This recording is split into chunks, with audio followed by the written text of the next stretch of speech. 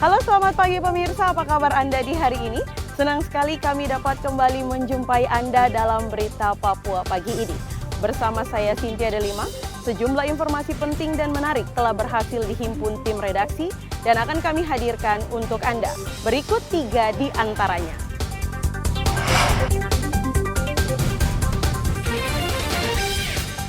Dua pembunuh mahasiswa di Sorong diringkus polisi.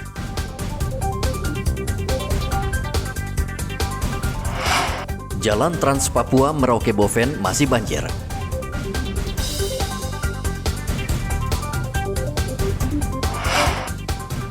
BMKG Merauke memprediksi cuaca buruk beberapa hari ke depan.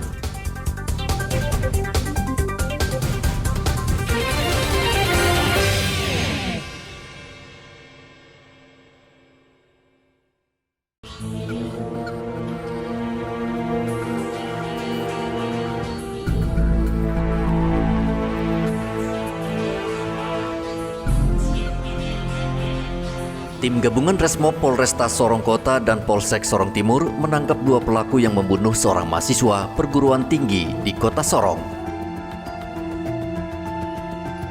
Dalam waktu 1 kali 24 jam, aparat meringkus para pelaku di kota Sorong setelah mengetahui ciri-ciri mereka. Salah satu pelaku masih di bawah umur. Mereka mengaku bertemu korban di Komplek Malanu, kota Sorong. Korban saat itu hendak mencari sepeda motornya yang hilang di parkiran. Kedua pelaku menawarkan diri untuk membantu. Mereka kemudian mengajak korban ke Gunung Doser. Lalu para pelaku beraksi merampas barang berharga milik korban, lalu menikam leher korban pada bagian belakang dengan obeng. Korban masih sempat lari, namun akhirnya ambruk dan tewas di tempat. Bersepeda motor tadi berdua menawarkan untuk membantu mencari kendaraan dari korban yang hilang. Kemudian diajak sepeda motor bertiga ke Bukit Doser, ya, ke Bukit Doser. Kemudian sampai di TKP, di lokasi tersebut, kedua pelaku ini mencoba merebut ataupun menggeledah badan daripada korban ini, ya, dengan bermaksud mungkin untuk mencari barang-barang berharga, handphone ataupun dompet. Namun dari korban ada perlawanan, sehingga agak kewalahan bagi tersangka MS ini, ya, akhirnya mendapat bantuan dari temannya tadi, dikeroyok. Kemudian pelaku bawa semacam obeng seperti ini penutup membuka busi ini, ya, kemudian ditancapkan di arah belakang kepala, leher belakang kepala. Polisi mengamankan barang bukti obeng yang digunakan untuk membunuh korban, 1 sepeda motor dan jaket, serta sebuah celana pendek. Topan melaporkan dari kota Sorong, Papua Barat Daya.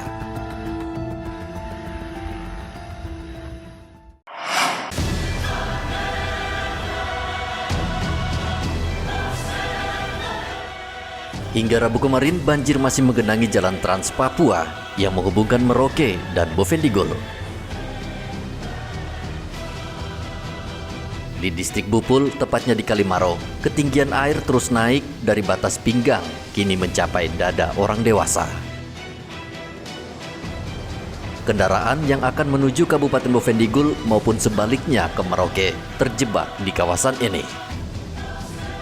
Pengemudi tidak berani meneruskan perjalanan dengan melintasi jembatan karena air sangat tinggi.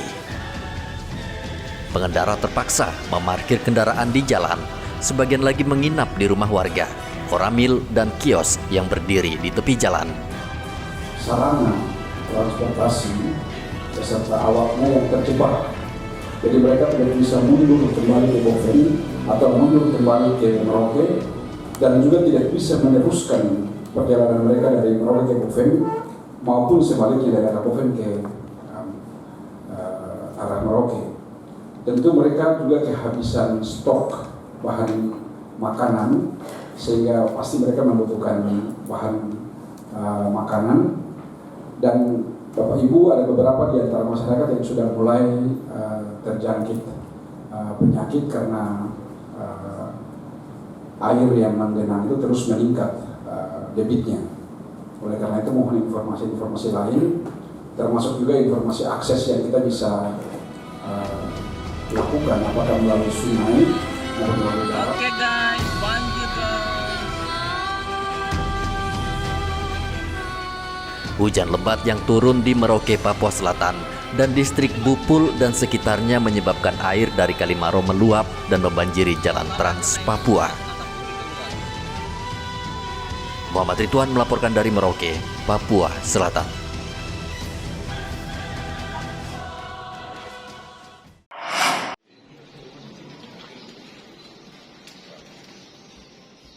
Aparat Direktorat Reserse Kriminal Narkoba Polda Papua Barat menangkap seorang tersangka pengedar narkotika jenis ganja di Kota Sorong, Papua Barat Daya. Tersangka merupakan narapidana yang kabur dari lapas kelas 2 Kota Sorong pada 7 Januari 2024. Ia dipenjara dalam kasus yang sama karena mengedarkan narkoba.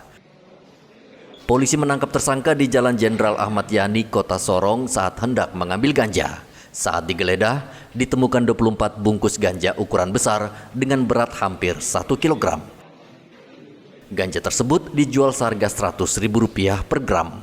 Ia mengaku bisa mendapat untung hingga Rp90 juta. Bahwasanya saudara CK ini juga masih merupakan salah satu warga binaan pemasyarakatan Lapas kelas 2B Sorong yang melarikan diri pada hari Minggu tanggal 7 Januari 2024 dan telah dihukum dalam perkara tindak pidana narkotika dan mendapat putusan hukuman 8 tahun 3 bulan. Jadi tersangka baru menjalankan 1 tahun.